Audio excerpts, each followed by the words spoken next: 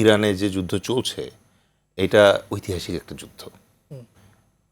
1979 সাল থেকে ইরান যখন আমেরিকান স্যাংশন পেতে শুরু করলো তখন থেকে তারা জানতো যে আজকে অথবা কালকে এই যুদ্ধটায় তাকে জড়াতেই হবে, এবং সেই হিসেবে সে প্রস্তুতি নিয়েছে। যেমন বাংলাদেশ সেনাবাহিনী জানে যে আজকে অথবা কালকে তাকে প্রতিবেশী যে কোনো একটা রাষ্ট্রের সাথে যুদ্ধে জড়াতেই হবে। এটা ভৌগোলিক বাস্তবতা, ঐতিহাসিক বাস্তবতা। সুতরাং সেই কারণেই সেনাবাহিনী নিজেকে শক্তিশালী করে, নিজেকে স্বয়ংসম্পূর্ণ করার চেষ্টা করে। অন্তত পক্ষে তার দেশের রাষ্ট্রপ্রধানকে সস্ত্রীক যেন কেউ কিডন্যাপ করে তুলে নিয়ে যেতে না পারে।